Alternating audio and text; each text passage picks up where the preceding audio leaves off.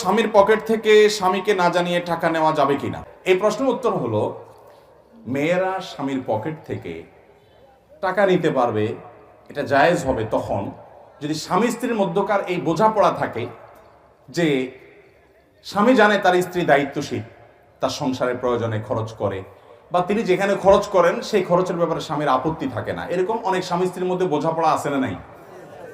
অনেকে আছেন যে হ্যাঁ, তার মানিব্যাগ থেকে তার স্ত্রী নিয়ে ভিখারিকে দিচ্ছেন, বাসার কোনো বাজার সদাই অনলাইনে অর্ডার করেছেন, সে টাকা দিচ্ছেন।